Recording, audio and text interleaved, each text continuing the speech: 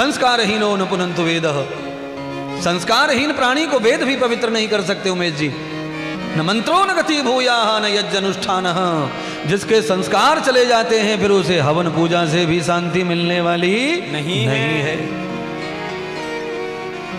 शांति हवन कर दो, पूजा कर दो, अनुष्ठान कर दो, माला जप दो, यह भी उन्हीं को पुण्य दान करते हैं जिनके संस्कार अच्छे हैं और दुखी हो गए हैं, जिनके कर्म अच्छे हैं और दुख आ रहे हैं, उन पे सब काम करते हैं। ये ध्यान रखो।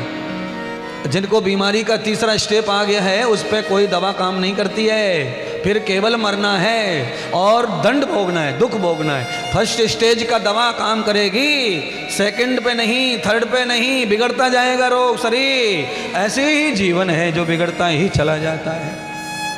अधर नष्टान अवसंत युक्ताम वेद श्रुति युक्तानाम भवानी। भगवान सूत जी ने कहा धैर्य पूर्वक बैठ जाओ, तुम जो सोच के आए हो, सुन के आए हो, वो सब प्राप्त होगा, पर ऐसे नहीं। पहले बैठो और बैठकर पहले धारण करो। क्या धारण करें? तो कहा गुरु मंत्र। पहले गुरु मानो, मेरे प्रति तुम्हारी श्रद्धा विश्वास जो है वो सुना हुआ है, तुमने देखा क्या है? अरे गांव में जामताड़ा में किसी ने कह दिया फलाना महात्मा बहुत अच्छा है भाई, बहुत तपस्वी, बहुत बढ़िया वाणी है, इतने से काम नहीं चलेगा। महात्मा का टेस्ट लो, महात्मा को चखो, महात्मा को सुनो, देखो, परखो और उसके बाद धारण करो, अन्यथा धारण मत करो। महाराज पानी पियो छान के, गुरु बनाओ गुरु बनाओ। हाँ सुनिए ना, कपड़े देख करके, वेशभूषा देख करके हनुमान जैसे परम ज्ञानी को भी धोखा हो गया था। बोलिए ना, वेशभूषा पे विश्वास करके हनुमान जैसे परम प्रतापी को भी धोखा हो गया था। तो वेशभूषा पे, रूप रंग पे मत जाओ, संग करो संग। उनका व्याख्यान सुनो, समझो। यावते तंत्रान यंत्रौः। व्याख्यान सुनने से भी काफी पहचान हो जाती है। व्याख्यान में वही निकलता है जो उनके अंदर होगा। अंदर की बात को कोई कितना भी छुपाना चाहे वो छुप नहीं सकती। आज नहीं, कल, कल नहीं, परसों निकलेगी। क्यों? जो भरा है वही तो बाहर आएगा। अच्छा बोलिए, आज आपने मूली के पराठे खाए तो डकार काय की आती है? मूली की आवे गुरुजी, और गोभी के खाए गोभी के तो डकार गोभी की आती है। मैंने इसका मतलब क्या है? इसका मतलब है यदंतरम तदवय्यम, सूत्र है ये। मनुस्मृति कह रही है यदंतरम तदवय्यम, जो तुम्हारे अंदर है उसे कितना भी छुपा लो पर वो बाहर आएगा। सांस में निकलेगा, श्वास में निकलेगा, बात में निकलेगा, चरित्र में निकलेगा, व्यवहार में निकलेगा, रीति में निकलेगा, रिवाज में निकलेगा, परंपरा में। पर तुम्हारे खोटे या सच्चे जो भी हैं अंदर, वो आएंगे बाहर। कई लोग बनावटी बातें करते हैं, अंदर कुछ और मुंह पे कुछ और।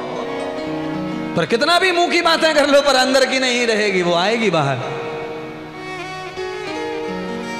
भगवान सूत जी कितने महान होंगे अपने काल में। 88,000 लोग आए उनकी शरणागति कथा सुनने एक साथ, और वो भी ऋषि मुनि वैज्ञानिक पढ़े लिखे लोग।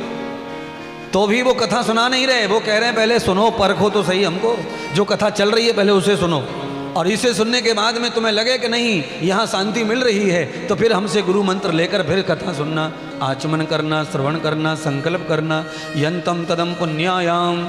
ए श्रोता भक्तों, जो भी पांडाल में आए हैं पहले 7 दिन कथा सुनो डट के, और कथा सुनने के बाद लगे कि मामला बहुत बढ़िया है, 7 दिन में महात्मा ने शांति शांति कर दी, सारी यादी व्याधि कष्ट निकाल दिए, और भाई मन बड़ा प्रसन्न हो रहा है, बड़ा आनंदित हो रहा है, तब ही गुरु मंत्र लेने का सोचना है।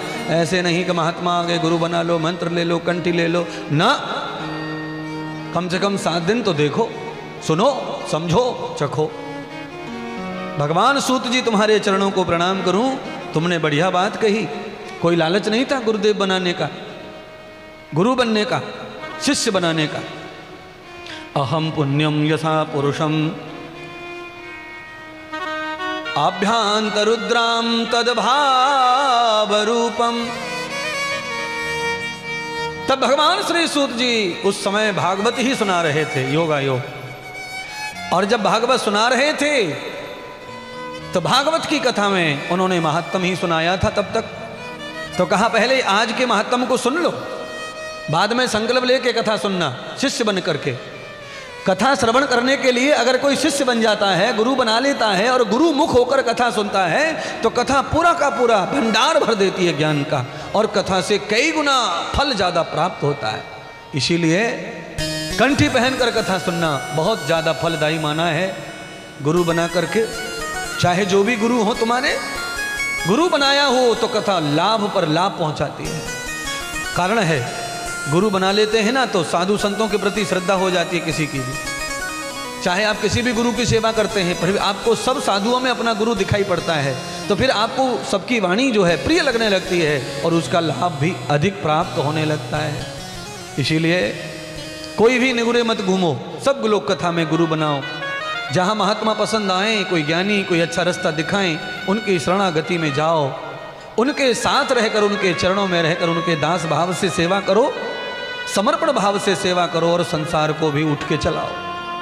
अगर हम गुरु के चरणों में बैठकर समर्पण होकर के संसार करते हैं तो संसार फूल के समान हमारे सिर पर रहता है, फिर बोझ नहीं बनता संसार। एक नहीं 10 कंपनी चला लो, फिर एक नहीं 100 कंपनी चला लो, फिर पूरी दुनिया में तुम्हारा वर्चस्व फैला लो, फिर आप हल्के के हल्के रहेंगे। क्योंकि जिनके गुरु शरणागति हो जाती है उनका बोझ खत्म हो जाता है और वो बढ़ते जाते हैं, बढ़ते जाते हैं, बढ़ते जाते हैं, बढ़ते जाते हैं, बढ़ते जाते हैं। और बिना गुरु के, बिना अध्यात्म के, बिना परमार्थ के, बिना सेवा दान के जो लोग उद्योग कर रहे हैं वो बोझ के नीचे दब दब के मर रहे हैं। कोई सुख नहीं है तो किस लिए कमाएं? जब कोई आनंद ही नहीं तो क्यों गाड़ी खरीदें और क्यों धन कमाएं? सारे धन को इधर उधर छुपा के घूमना पड़ रहा है। क्या करेंगे ऐसे धन का जो छुपा छुपा के घूमना पड़ रहा है?